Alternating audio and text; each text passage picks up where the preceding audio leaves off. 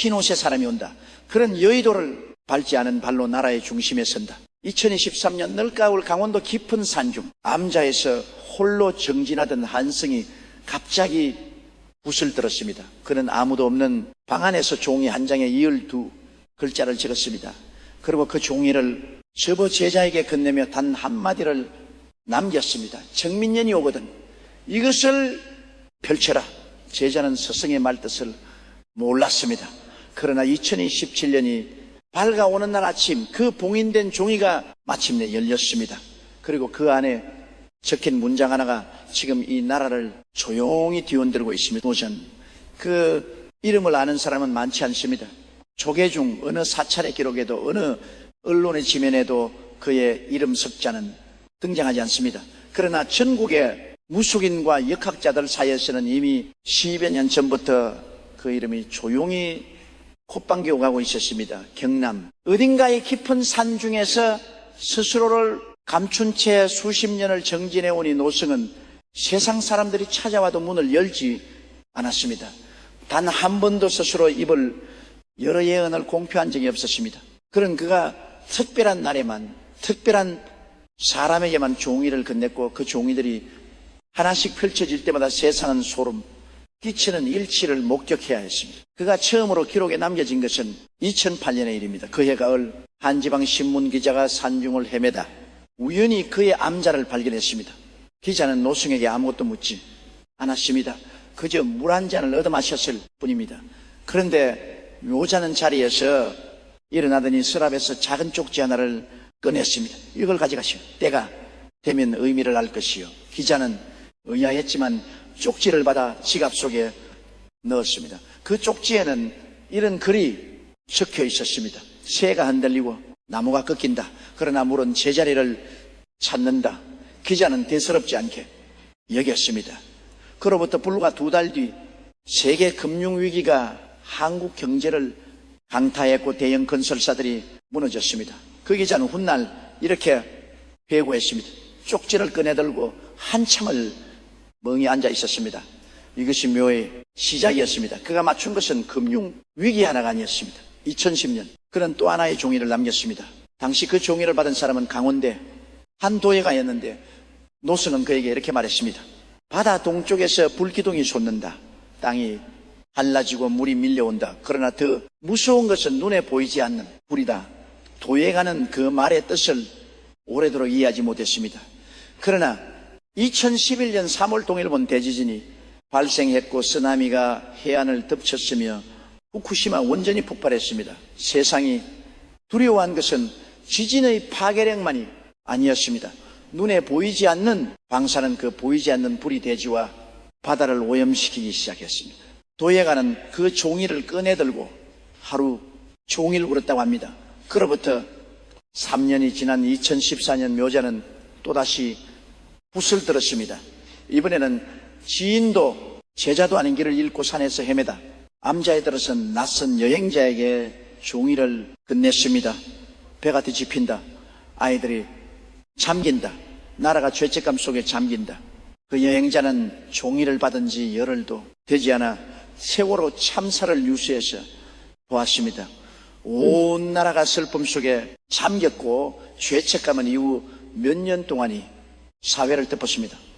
여행자는 그 종이를 참아버리지 못하고 아직도 품 안에 가지고 있다고 합니다. 3번의 예언 3번 모두 적중했습니다. 그러나 묘자는 단 한 번도 자신이 예언자라고 말하지 않았습니다. 그는 오히려 이렇게 말했습니다. 나는 아무것도 알지 못한다. 다만 고요히 앉아있다 보면 바람이 무언가를 두고 간다. 이 말이 더 소름 돋는 이유는 바로 그 고요함 속에서 나온 예언들이 너무도 정확했기 때문입니다.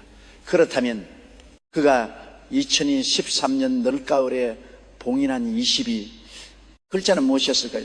그 종이가 열린 지금 역학자들과 무속인들 사이에서는 그 해석을 두고 말들이 넘쳐나고 있습니다. 그리고 이 글은 그 예언의 조각들을 하나씩 펼쳐버려 합니다. 그 종이에는 이렇게 적혀 있었습니다. 흰옷이 마당에 선다. 불씨는 밖에서 오지 않는다. 양이 제 길을 찾으면 남과 북이 눈을 맞춘다. 단 3문장. 그러나 이 3문장 안에는 2017년 대한민국의 운명이 압축되어 있다고 사람들은 말합니다. 도대체 흰옷은 누구인가?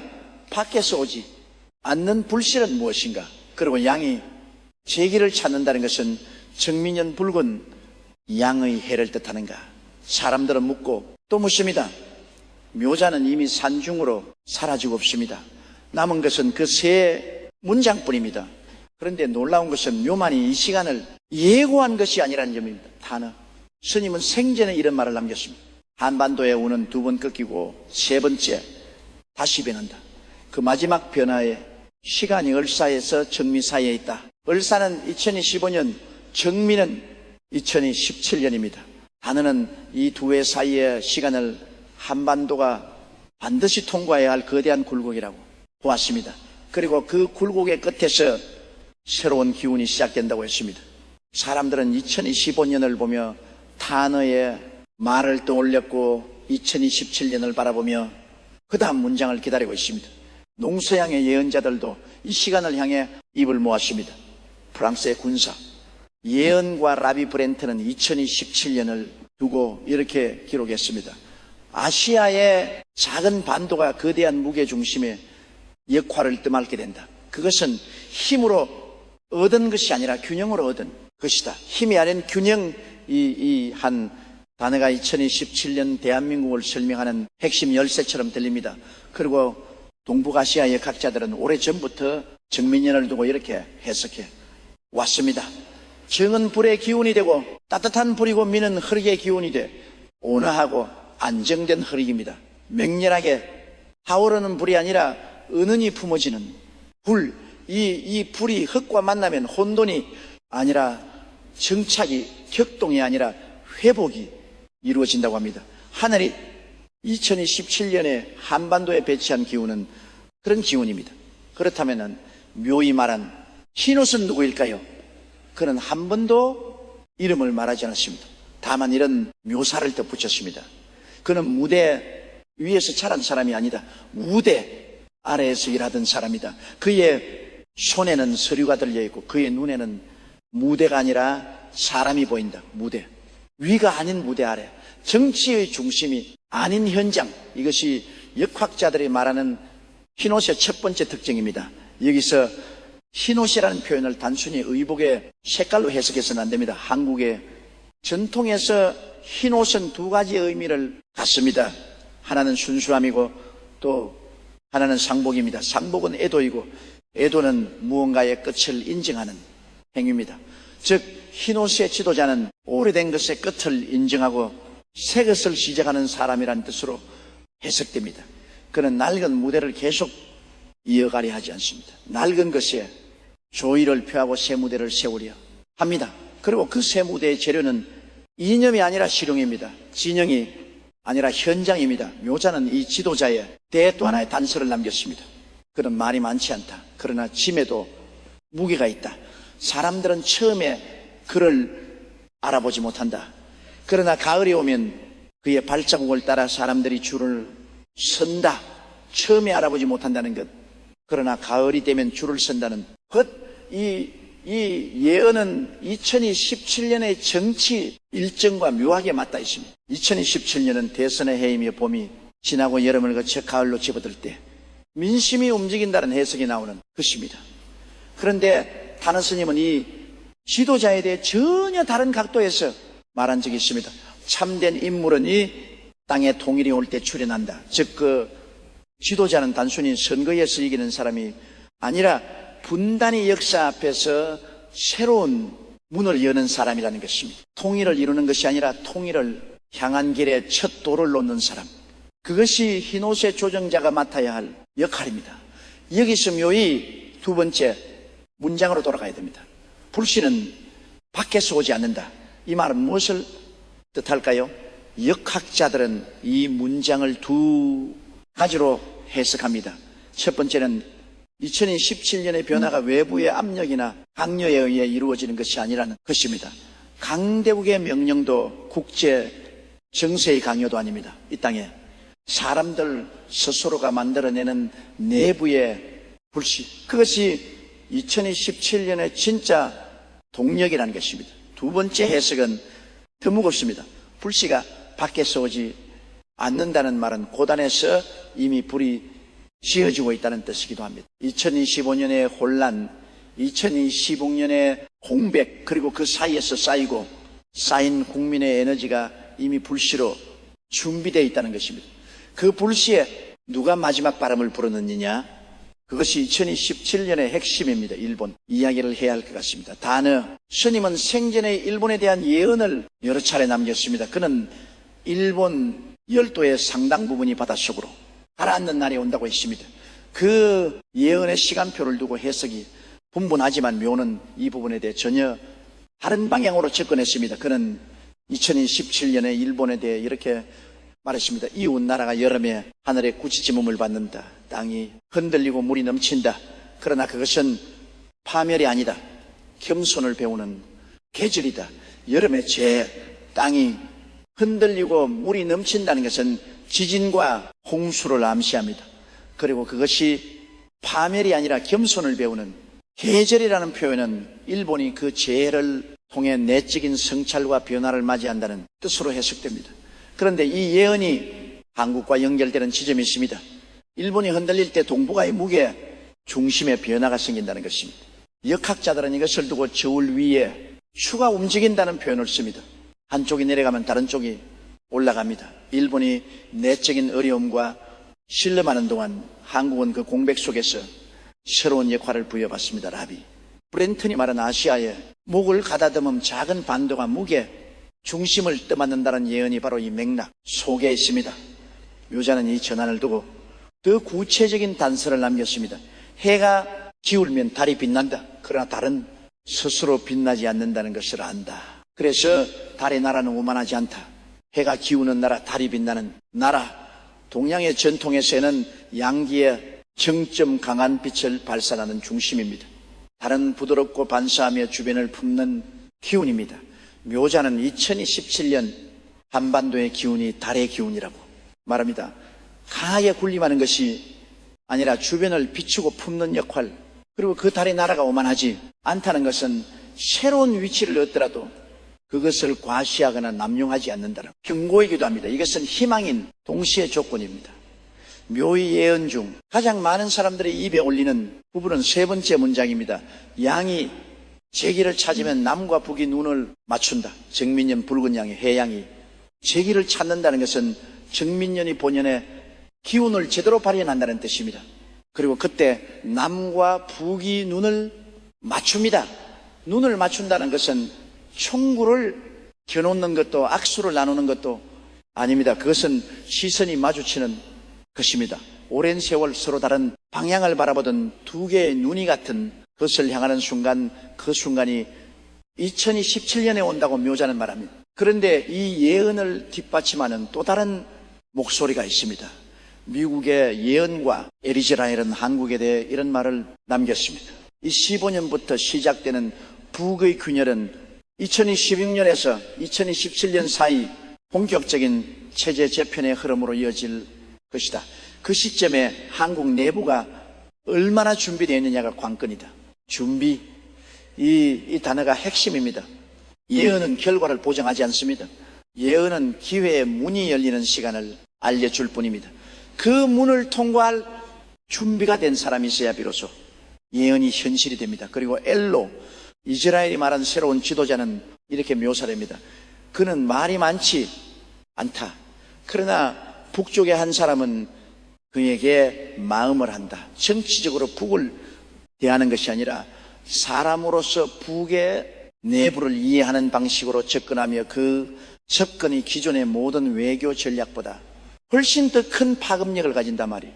많지 않은 사람, 북쪽의 한 사람이 마음을 여는 사람, 묘히 말한 흰옷과 엘로 이스라엘이 말한 새로운 지도자는 놀라울 만큼 같은 방향을 가리키고 있습니다. 이것이 단순한 우연일까요? 두 예언과는 서로 다른 언어로 서로 다른 시대에 서로 다른 나라에서 살았습니다. 그러나 그들이 가리킨 손가락은 같은 곳을 향하고 있습니다. 이제 2017년의 달력을 더 자세히 들여다봐야 합니다. 묘자는 월별 단서도 남겼습니다. 직접적인 월을 말하진 않았지만 계절로 흐름을 표현했습니다. 보면은 씨앗이 보이지 않는다. 그러나 여름의 끝에서 싹이 올라오고 가을에는 이미 서 있다. 보이지 않는 봄. 2017년의 봄은 여전히 혼란스럽습니다. 선거를 앞두고 여러 이름들이 무대 위를 가득 채웁니다. 사람들은 누가 진짜인지 알 수 없어 필요합니다. 그런데 그 봄의 소음 속에 한 사람이 소리 없이 움직이고 있습니다. 그는 지하처럼 아직 땅 아래에 있습니다. 그러나 여름의 끝, 즉 대선의 막바지로 접어드는 8월이나 9월에 이르면 그 싹이 드디어 지면 위로 올라옵니다. 그리고 가을이 오면 그는 이미 서 있습니다. 자리를 잡고 사람들의 시선을 받고 있습니다. 다너 스님의 말이 다시 떠오릅니다. 동북의 바람은 북에서 불지 않는다. 남의 기운이 북을 흔든다. 이 말은 단순히 지리적 방향이 아닙니다. 이 땅에서 먼저 변화가 일어나고 그 변화의 기운이 북을 흔든다는 뜻입니다. 남만의 내부 변화, 새로운 지도자의 등장, 그것이 북의 내부를 움직이는 촉매가 된다는 것입니다. 남이 먼저 바뀌어야 북이 눈을 맞춘다. 묘전의 세 번째 문장과 정확히 같은 맥락입니다. 그렇다면 2017년 하반기는 어떤 모습일까요? 묘자는 이 시기를 두고 가장 많은 단서를 남겼습니다. 그는 어느 날 제자에게 그림을 하나 그려주었다고 합니다. 두 개의 산봉우리 사이로 좁은 길이 나 있고 그 길 위에 작은 점 하나가 서 있습니다. 묘자는 그 그림을 가리키며 말했습니다. 두 산 사이의 길은 항상 있었다. 다만 아무도 그 길을 걸으려 하지 않았다. 그런데 이 사람은 걷는다. 두 산이 처음에는 놀라서 굴러올 것처럼 보인다. 그러나 길이 만들어지면 두 산도 결국 가만히 있는다. 두 산, 이것은 이념의 두 극단일 수도 있고 남과 북의 두 체제일 수도 있습니다. 그 사이 길은 항상 있었지만 아무도 걷지 않은 길, 그리고 희노의 사람이 그 길을 걷기 시작합니다. 역학자들은 이 시기를 2017년 7월에서 11월 사이로 봅니다. 정민년의 불기운이 가장 충만하면서도 흙의 안정감이 더해지는 이 계절의 남북 사이의 실질적인 소통이 처음으로 물을 튼튼다는 것입니다. 거대한 선언도, 열렬한 악수도 아닙니다. 작고 조용한 시작. 그러나 그 시작이 수십 년의 벽에 처음으로 난 금입니다. 묘자는 이것을 두고 말했습니다. 강물은 소리 없이 바위를 뚫는다. 처음 뚫릴 때 바위는 아프지 않다. 그러나 이미 뚫린 것이다. 이 예언이 단순한 낙관론이 아닌 이유가 있습니다. 묘자는 조건을 달았습니다. 그는 봉인된 종이 외에도 여러 날을 두고 제자들에게 경고를 남겼습니다. 양이 제기를 찾지 못하면 두 개의 돌이 부딪힌다. 불씨가 안에서 불이 아니라 연기가 된다. 길을 찾지 못한 양, 즉 정민년이 본연의 기운을 발현하지 못할 때 이야기입니다. 연기는 불이 아닙니다. 빛도 없고 온기도 없습니다. 다만 눈이 따갑고 숨이 막힐 뿐입니다. 이 경고는 2017년이 반드시 희망으로 귀결된다는 보장이 아님을 말합니다. 흰옷의 사람이 등장하더라도 그 사람이 진짜인지 가짜인지 가려내는 그것은 국민의 눈입니다. 두 산이 길을 내주더라도 그 길을 실제로 걷는 것은 이 땅의 사람들입니다. 다너 스님의 말이 또 한번 겹칩니다. 대우는 모든 것을 주는 것이 아니다. 감당할 자에게만 열린다. 2017년이 대운의 해라면 그 은을 감당할 준비가 된 국민이 있어야 한다는 것입니다. 예언은 시험지가 아닙니다. 예언은 거울입니다. 우리가 무엇을 보고 싶은지가 아니라 우리가 어떤 모습인지를 비춰주는 거울. 그렇다면 묘히 말한 흰옷의 조정자는 어떤 방식으로 이 땅에 나타날까요? 그는 여의도에서 오래 일한 사람이 아닙니다. 그렇다고 완전한 아웃사이더도 아닙니다. 묘자는 말했습니다. 그는 안과 밖 사이의 사람이다. 안을 알되 안에 물들지 아는 사람이다. 안을 안다는 것은 정치의 현실을 이해한다는 것입니다. 그러나 안에 물들지 않았다는 것은 그 현실에 타협하거나 오염되지 않았다는 것입니다. 이것은 경험과 순수함을 동시에 갖춘 사람을 가리킵니다. 어쩌면 그것이 가장 희귀한 조합일지도 모릅니다. 오래 정치를 하면 현실을 알지만 물들게 되고 처음 정치에 들어온 사람은 물들지 않았지만 현실을 모릅니다. 그 사이 어딘가에 흰옷이 서 있습니다. 정민년의 역학적 의미로 다시 돌아옵니다. 불의 기운 정과 흙의 기운 미가 만나는 해. 역학자들은 이 조합이 갈등이 완화되고 갈라졌던 관계가 회복되는 흐름을 만든다고 합니다. 관계의 회복, 이것은 단지 인간 사이의 관계만을 말하는 것이 아닙니다. 찢어진 나라 안의 관계, 진영과 진영 사이의 관계, 그리고 가장 오래된 상처, 남과 북의 관계, 모든 관계가 이해의 기운 속에서 조금씩 녹아내릴 가능성을 품고 있습니다. 그러나 기운이 가능성일 뿐이라는 것을 잊어서는 안 됩니다. 가능성은 선택입니다. 이제 묘히 남긴 가장 마지막 말을 들어야 합니다. 그가 암자를 떠나기 전날 밤 제자 중 한 명이 그에게 물었습니다. 스님, 2027년이 되면 이 나라는 정말 좋아질까요? 묘자는 오래 침묵하다가 이렇게 말했습니다. 좋아지는 나라가 어디 있느냐? 다만 스스로 좋아지려는 나라가 있을 뿐이다. 스스로 좋아지려는 나라. 이것이 묘히 남긴 예언의 진짜 핵심입니다. 흰 옷에 지도자도 남북의 눈맞춤도 동북아 무게 중심의 이동도 모두 이 한 문장에 달려 있습니다. 스스로 좋아지려는 의지, 국민 한 사람 한 사람이 그 의지를 가질 때 예언은 현실이 됩니다. 제자는 다시 물었습니다. 그렇다면 우리는 무엇을 해야 할까요? 묘자는 자리에서 일어나며 짧게 대답했습니다. 눈을 맞춰라. 거울이 아닌 창문으로 이 말의 의미를 곱씹어 봅니다. 거울은 자신을 비추는 것입니다. 자신의 진영, 자신의 이념, 자신의 집단, 거울 앞에 서면 자신밖에 보이지 않습니다. 그러나 창문은 밖을 향합니다. 나와 다른 사람, 나와 다른 생각, 나와 다른 역사. 창문으로 눈을 맞춘다는 것은 나를 내려놓고 상대를 본다는 것입니다. 그것이 2017년 대한민국에 가장 필요한 것이라고 묘자는 말했습니다. 이 예언은 여기서 끝나지 않습니다. 묘히 남긴 종이를 받아 열었던 제자는 이후 스승의 또 다른 말들을 조금씩 기록해 왔습니다. 그 기록 중에 이런 말이 있습니다. 이 나라가 가장 빛날 때는 칼을 든 순간이 아니었다. 노래를 부를 때였다. 그림을 그릴 때였다. 이야기를 만들 때였다. 칼이 아닌 노래, 이것은 한류라고 불리는 이 나라의 문화적 힘을 암시하는 것일 수도 있습니다. 2017년의 한반도가 세계의 무게 중심이 된다면 그것은 군사력이나 경제력 때문이 아니라 이야기의 힘 때문이라는 것입니다.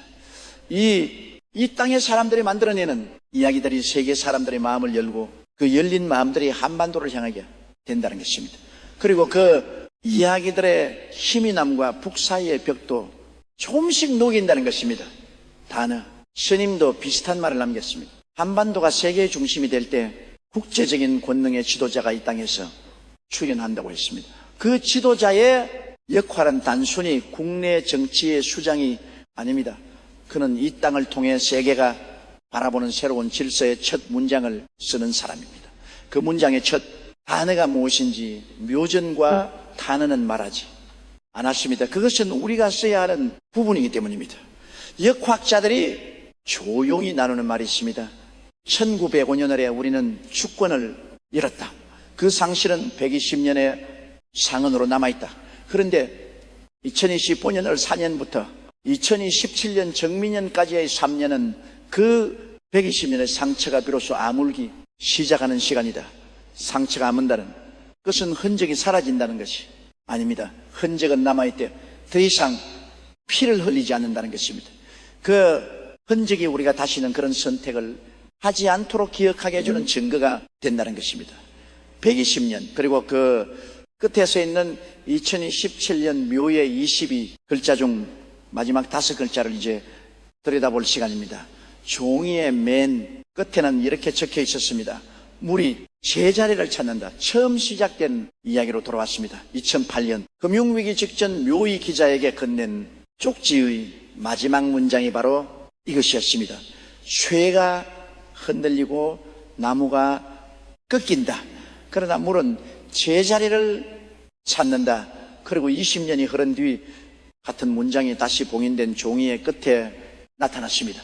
물은 어떤 곳에 갇혀도 결국 낮은 곳을 찾아 흐릅니다. 막혀도 결국 길을 냅니다.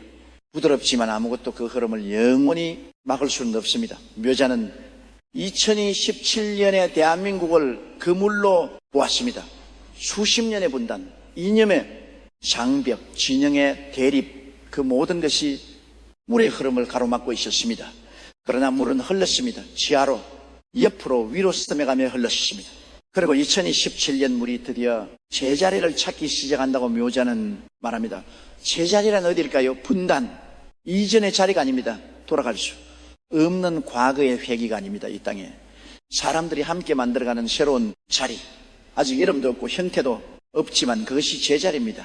그리고 그 자리를 향해 흰옷의 사람이 걷기 시작합니다. 묘자는 암자를 떠난 날 아침 마지막으로 하늘을 바라보았다고 합니다. 제자가 어디로 가시냐고 물었을 때 그는 이렇게만 말했습니다.